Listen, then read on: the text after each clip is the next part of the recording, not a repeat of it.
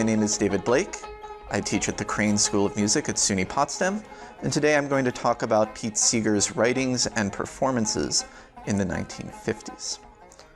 The summer 1954 issue of the folk music magazine Sing Out celebrated the work of Pete Seeger, one of the most famous and infamous folk singers in the United States.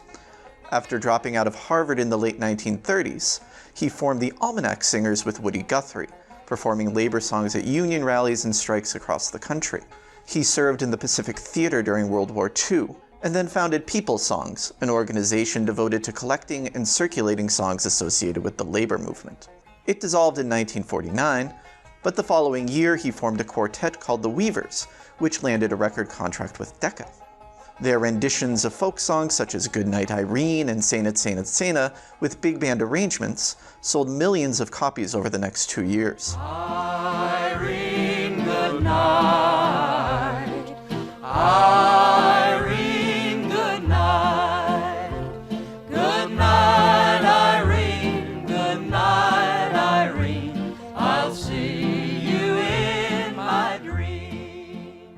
By 1952, though, the Weavers had been swept up in the Red Scare of McCarthyism for their previous ties to labor organizations. Seeger would be blacklisted from performing on radio or television until the mid-1960s.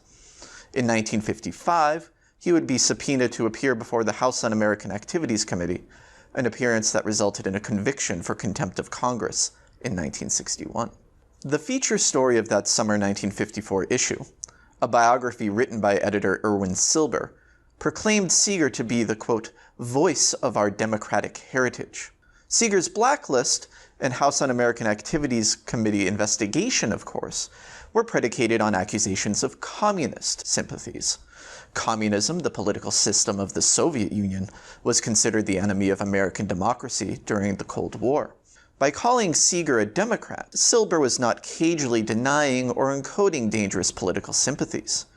Rather, he articulated a shift in Seeger's political thinking that would be expressed in his writings and performances over the decade. Despite the blacklist, he would write extensively for Sing Out, record over 20 LPs with Folkways Records, compose music for songs such as Where Have All the Flowers Gone and The Bells of Rimini, and concertize at colleges, high schools, and summer camps across the country. Through his writings and performances, he began to promote folk music as an emblem of American multicultural democracy.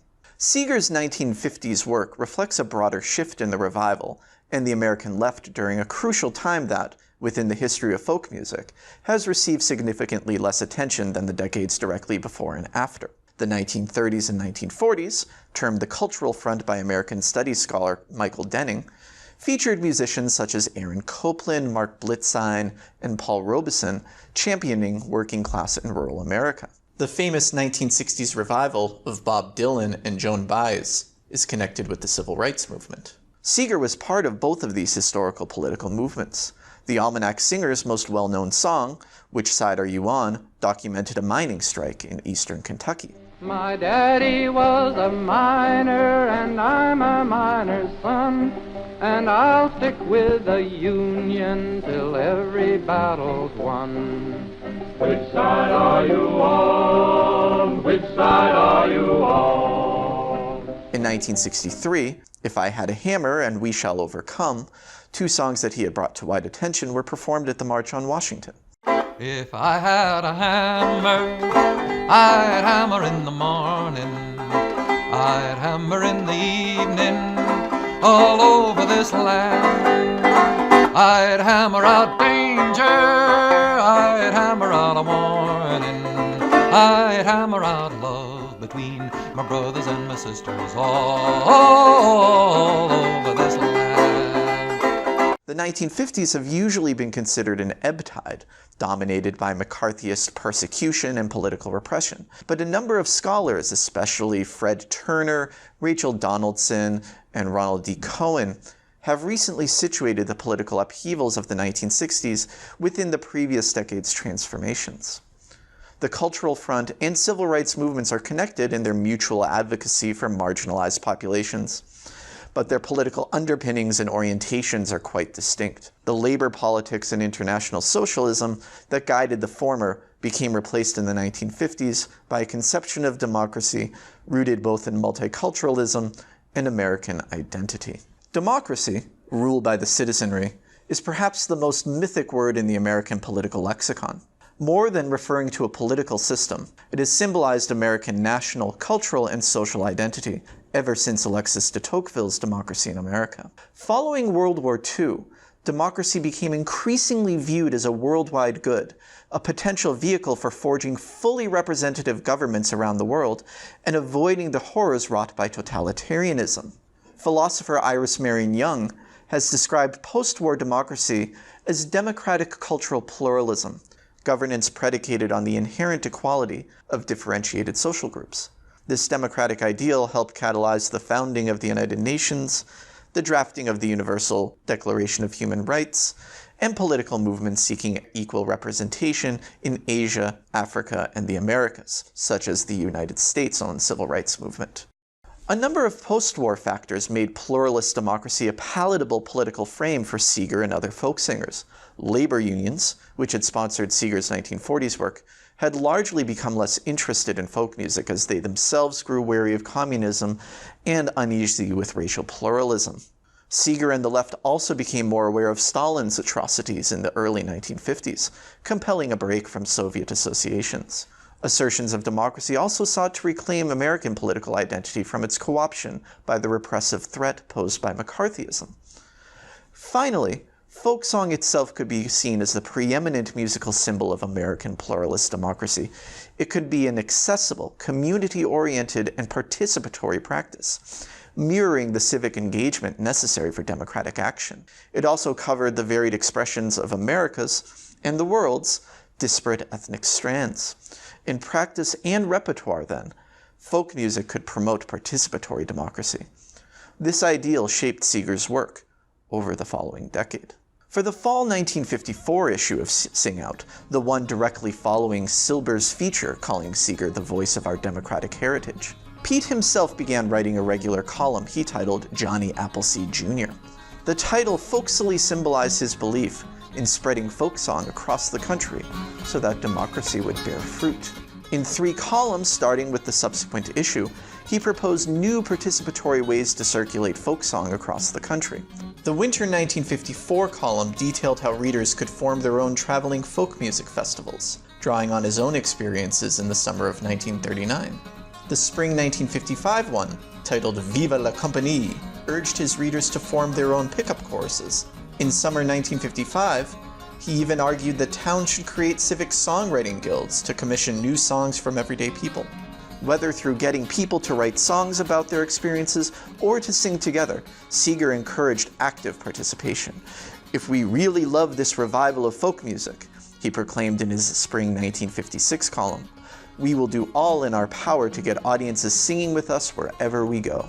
Seeger couldn't easily advocate for civic guilds or produce guerrilla theater due to the blacklist, but he could try to model the sense of participation in his own concerts. As he wrote in Viva la Compagnie, quote, "I have observed that the greatest music has been in those communities not where a few talented individuals compete for the limelight, but where young people have pooled their repertoire, talent, ideas, and energies, and formed folk singing groups." To avoid reifying this sense of limelight in his own concerts, he explored how concert formats could best symbolize democracy.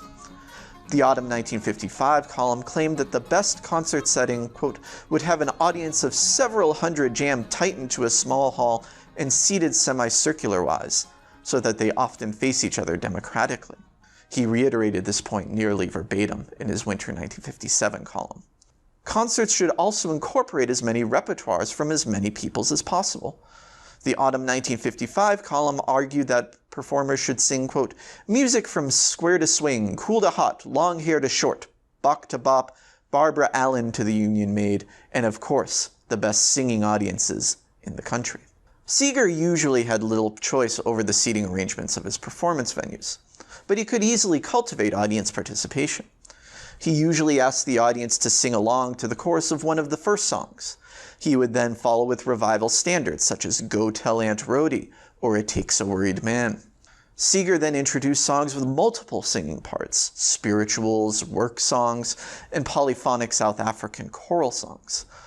Let's listen to him lining out Weemaway, his most well-known polyphonic song, at a concert at Bowdoin in 1960. Here's a song I've sung many times before, but I'll try once again on you, because it needs some low voices though. Male or female, we need to know. Now, all the low voices, this is what you sing.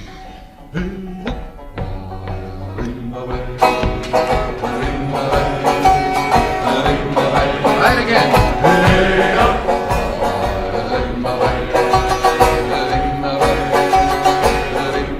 And he cannot sing that low, we'll make you soprano.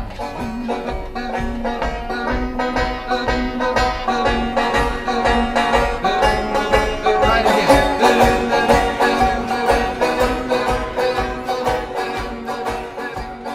Seeger made his connections between audience participation and democratic participation explicit in some of his concerts.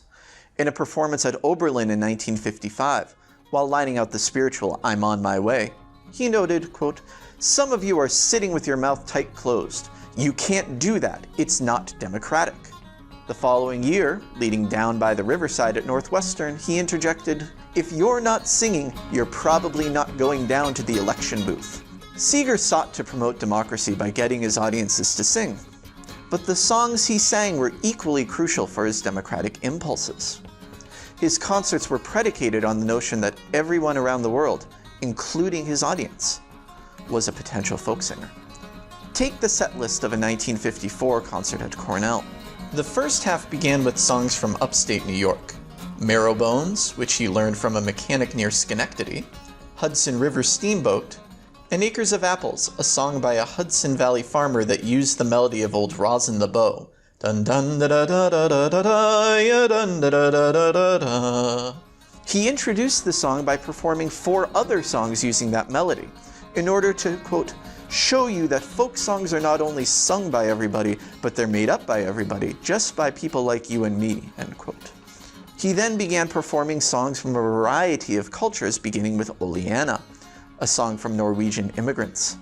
He played selections from Italians, Israelis, Indians, African Americans, Black South Africans, white Southerners, and even college students.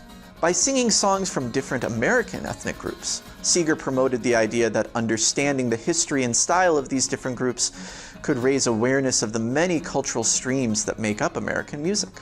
By singing songs from peoples around the world, he demonstrated how people everywhere wrote songs as part of political struggles for equality, and made his audience aware of the worldwide push for democracy.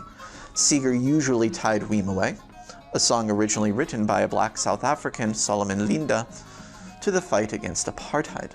The metaphor is clear.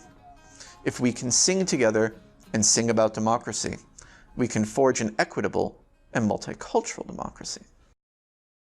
In his 1950s writings and concerts, Seeger used folk song as a metaphor for participatory and pluralist democracy, to instill in his audiences a duty of civic engagement and a belief that all people should be part of the democratic process. He was usually evasive about labeling his own political convictions. He once said in an interview that, quote, "My work is largely trying to figure out the right song to sing to the right people." But who were these right people who heard Seeger and sang along with him?